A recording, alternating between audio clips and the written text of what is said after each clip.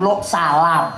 Muga-muga anggenipun kagungan kersa teng mriki boten wonten alangan setunggal menapa manggih kawilujengan ugi kebagas warasan selamat donya selamat akhirat. Amin amin ya rabbal alamin. Nggih leres jantenan Mas nggih. Pripun? Panggonane nggih Bawira. Panggonane Bawira jendar papane. Panjenenganipun beliau menika lenggah wonten ing sisih kiwa. Nggih. Panjenenganipun para Panjenenganipun Kang Mas Narmin kepareng rawuh sugeng rawuh. Nggih Pak Sardi. Nggih Bapak Sardi kepareng rawuh menika. Dan alhamdulillah beliau dari jajaran kepolisian Polsek Purwantara saking Koramil Purwantara ugi rawuh. Lek teng mriku pun pinter-pinter menika pun biasa. Nggih.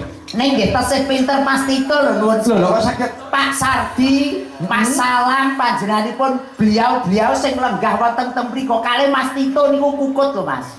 kok saged? Nggih, wong jenengan ki ning jero bathok bareng eruh kok. Kok saged kok? Nggih sing marah. Oh iya sing marah yo Agus mau kok. Jare kuwi gawemu bandar protok.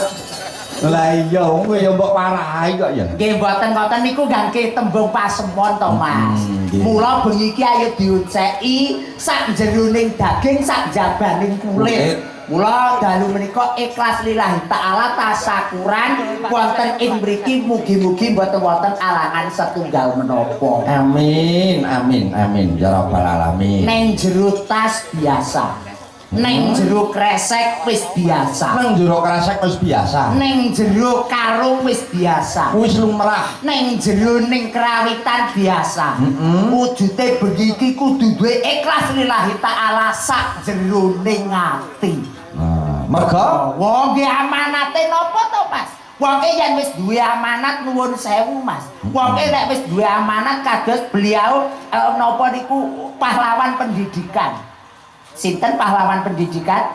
Pahlawan pendidikan menika Ki Hajar Dewantara. Ing Ngarsosong Tuladha ing Madya Mangun Mangun Karasa. Tutmuri Handayani. Mula pun pekantuk amanat iku nggih kedahe nggih dipepekne. Apa meneh amanat nasional. Wow, bengi iki tenan luar biasa, Pak. Nggih pancen luar biasa kok Mas Gae. Luar biasa. Wong iki wong nggih tanggane ngeten iki tetese ambak-ambak ngeten biyen pun enten kampanye. Wow, malah hebat meleh. Lah nggih. Hebat meleh ngeten iki mboten enten kampanye sadurunge jemben. Nggih, mereka kampanye kan dereng nggih. Nggih namung pemberitahuan, perkenalan pemberitahuan kemawon. Pemberitahuan kemawon bahwasanya masyarakat wilayah mriki ugi masyarakat wonten ing Kecamatan Purwantara pada tanggal 9 Februari taunipun 2024 monggo bareng-bareng mlebu ning TPS.